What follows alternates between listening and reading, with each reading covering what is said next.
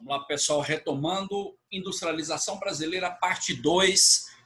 Estávamos falando sobre o histórico da industrialização brasileira, que isso é importante para vestibular, não só do Enem, como do resto do país.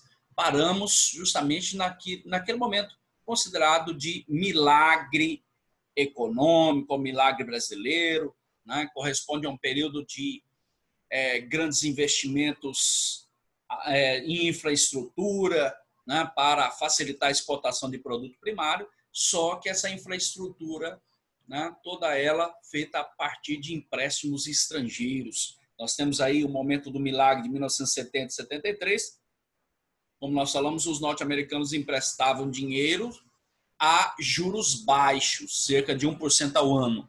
Com o choque do petróleo em 73, o que vai acontecer? Os juros aumentam, mais ou menos aí de 1% para 10% ao ano, e o resultado foi justamente a inviabilização do milagre brasileiro, ou milagre econômico. Então, o Brasil, que chegou a crescer a ritmo de economia chinesa, né, a partir de 74, 75, começa, né, a sofrer forte endividamento externo. Vamos lá. E aí nós temos, né, em decorrência dos dois choques do petróleo, o de 73 e o de 79, né, que geraram aí, em 73 o petróleo aumentou de 2,5 para 12 dólares o barril. Em 79 o petróleo aumentou de 12 dólares o barril para 21. E aí você tem os efeitos negativos, né, gerados por esse endividamento externo. Por isso que a década de 80 foi chamada de década perdida, porque, dado o nosso endividamento externo, a necessidade de pagar juros da dívida externa para principalmente bancos norte-americanos, o que vai acontecer? Tudo começa a aumentar de preço no Brasil. E aí começa a vir inflação, além da dívida, os juros. Aí o governo começa a repassar esse aumento dos juros da dívida externa para o consumo, né? Aumenta os impostos, aumenta a energia, aumenta petróleo. E aí o que vai acontecer? Vai acontecer inflação. E aí vem todo esse abacaxi, né, gerado pelos efeitos negativos do milagre econômico, cai na mão, né, os militares. Os militares, o que eles fazem? Eles, a partir do governo Figueiredo de 84, começam a permitir, começam a pensar em devolver para os civis essa batata quente que era uma economia brasileira quebrada. E aí Tancredo não chega a assumir, Sarney assume e impõe os chamados planos de congelamento econômico, é o plano Cruzado, plano Bresser, plano Verão, que não conseguem resolver absolutamente nada. Por quê? Porque não existe você querer acabar com a inflação, né, com o aumento exorbitante dos preços, congelando preços, né, por decreto. Então, você imagina, olha, imagina um quilo de carne aí, R$15, R$20. O governo tabelava o preço. O governo tabelava o preço, disse, olha, não pode vender mais do que R$20. Só que o próprio governo desrespeitava o tabelamento, porque tem muita dívida externa, tem oscilação de preço no mercado internacional, aí aumentava a luz, aumentava a água, aumentava a gasolina. E aí começaram os produtos a desaparecer das prateleiras e os comerciantes começaram a ter que cobrar ágio, né, das pessoas. Ou seja, pra você ter uma ideia, final de 1989, a inflação chegou a quase que 100% ao mês. Acredite você se quiser. Tá? E aí, chega a década de 90, presidente Collor, né? Seu governo durou 2 anos com uma retórica neoliberal, querer enxugar despesa, cortar despesa e tal, não sei o quê, ideia de privatizar. E aí? E aí que a ideia dele foi nefasta, meu amigo. Por quê? Porque ele achava que, tirando o poder de compra dos brasileiros, ele ia controlar os preços. né? O que ele fez? Mandou confiscar plano Collor, né, de 1990. Logo que ele assume, ele determina feriado bancário por 2 dias e manda confiscar a poupança dos brasileiros que estavam depositadas nos bancos. Algo assim em torno de, tipo, que passou de 10 mil reais, o governo, pá, confiscava e ia te devolver 18 meses depois. Lascou! Né? O brasileiro realmente ficou sem dinheiro para comprar, mas é claro que 4 meses depois a inflação começou a voltar porque não havia um plano de tentar cortar despesas internas. E aí começaram a descobrir o caso PC, tráfico de influência, corrupção, e aí deu no que deu o impeachment de Collor em 92. Mas ele tenta introduzir o modelo neoliberal, né, o Estado mínimo, mas não teve tempo. E achava que dar um choque na inflação significava tirar o poder de compra dos brasileiros, só que acabou não dando certo porque o plano foi acompanhado de corte de despesas estatais, né? E aí veio o impeachment de Collor. Em 1994, FHC acaba sendo eleito e aí coloca em prática, né, desde 94, quando ele ainda era ministro da Economia do sucessor de Collor, ele já começa a idealizar o Plano Real, que era um plano de combate à inflação.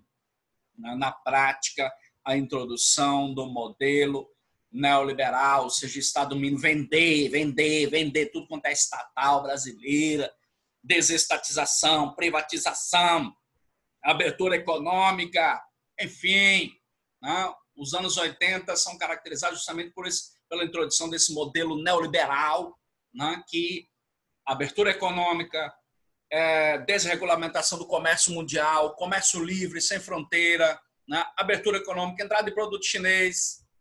Só teve uma vítima, né, que foi a indústria, quer dizer, uma não, né? Uma das vítimas foi a indústria brasileira. Por quê? Porque ela passou a ter que, né, sufocada com 40%, 42% de impostos, né, que a indústria, o setor econômico brasileiro paga muito imposto.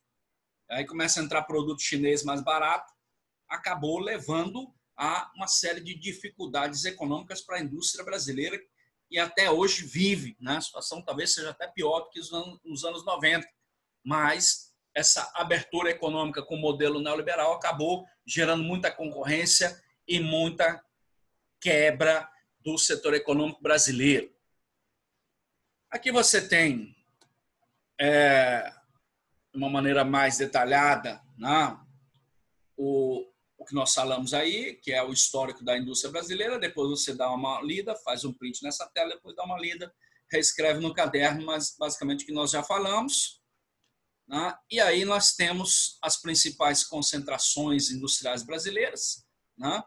Aqui, ó, nós temos o Vale do Paraíba, que é São Paulo e Rio de Janeiro, que acaba sendo o centro econômico do país.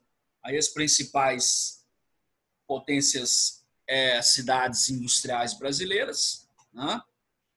Aqui, como nós falamos, o eixo Rio-São Paulo. Né? Aqui, na verdade, você tem os eixos da industrialização do estado de São Paulo. Né? São Paulo até o Rio de Janeiro, o eixo Vale do Paraíba, o centro econômico do país.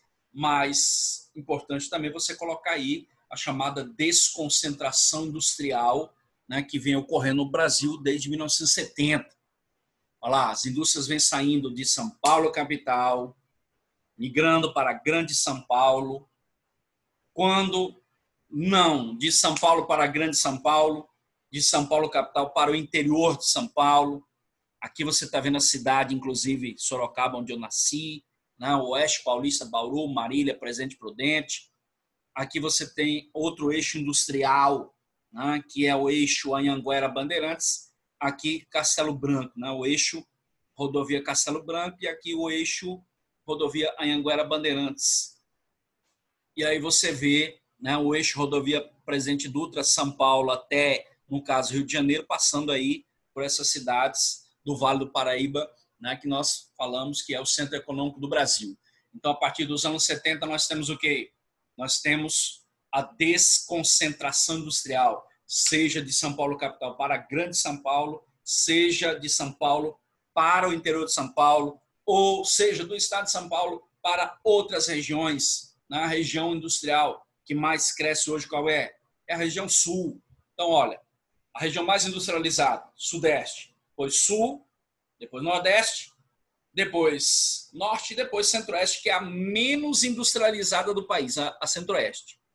Então, a desconcentração industrial ocorre nesse ritmo.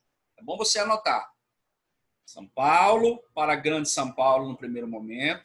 Num segundo momento, de São Paulo capital para o interior de São Paulo, são essas setas que você está vendo aí, né?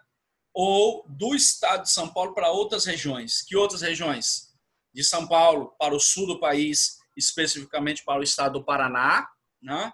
Ou em direção à região nordeste, que é chamada de a China brasileira, que nós vamos falar daqui a pouco. Tá? Basicamente, esse esquema aqui você tem que escrever no seu caderno. Por quê? Porque pode cair sobre desconcentração industrial ou deseconomia de escala. A desconcentração industrial, quer dizer, as indústrias estão saindo da área mais tradicional, que é a região sudeste, São Paulo especificamente, né, para outras regiões. Por quê? Fatores da desconcentração. Deseconomia de escala, quer dizer, ficou inviável produzir na região sudeste. Então, você tem principalmente, né, a isenção fiscal, a chamada guerra fiscal, oferecida por outras regiões, seja o sul do país ou seja a região nordeste, principalmente a região nordeste, que, né, oferece isenção de impostos para empresários saírem de São Paulo e do sudeste para o nordeste, mão de obra mais cara no sudeste, energia mais cara, impostos mais caros, enfim, em função dessa deseconomia de escala, a economia industrial não tem mais como crescer na região de São Paulo ou sudeste, e aí a indústria acaba migrando para outras áreas. Aí você está vendo aí, ó, né, algumas cidades que são consideradas o Vale do Silício brasileiro em função de apresentarem grande investimento na indústria da informática e eletrônica, né? O Vale do Silício brasileiro, aí aparece a cidade de Santa Rita do Sapucaí, ó, sul de Minas Gerais, que é um polo tecnológico, né? Assim como BH, Recife, Rio de Janeiro, São José dos Campos, que inclusive é chamado de Vale da Morte, porque produz até aviões da Embraer, Florianópolis e Porto Alegre. O Vale do Silício ou simplesmente tecnopolos brasileiros. O que são tecnopolos? Regiões que apresentam a fusão de universidade mais indústrias. Tá? Então, basicamente, voltando aqui, ó, não esqueça quais são os fatores da desconcentração industrial. A guerra fiscal, ou seja, a isenção de impostos oferecido por outras regiões. O que mais? O alto preço da mão de obra na região sudeste, elevados impostos no sudeste, pressão dos sindicatos, o alto custo de implantação das indústrias, resume tudo isso, né? O alto custo de implantação das indústrias na região sudeste, mas não pode esquecer a guerra fiscal, ou seja, a partir dos anos 70, outras regiões, sul e nordeste principalmente, começam a oferecer oferecer o quê? Isenção de impostos para atrair indústrias do sudeste. E aí acaba levando ao quê? Acaba levando a essa desconcentração industrial. Né? Tudo que nós falamos está resumido aqui nessa tela. Vamos lá. Desconcentração industrial lá. As novas áreas, principalmente o sul do país e o nordeste. E daqui a pouco a gente volta. Quero agradecer a vocês, a audiência de nossas aulas. Continue assistindo nossas aulas. Dê o likezinho lá embaixo. Se inscreva no canal. Chama seu amigo, seu irmão, seu tio, seu vizinho, todo mundo para assistir. Peça aulas por nosso e-mail. Né? Dê sugestões. Faça pedido de novas aulas. E a gente está aí sempre para atender a vocês. Queremos que vocês todos passem na prova do Enem. Muito obrigado pela audiência. Daqui a pouco a gente volta.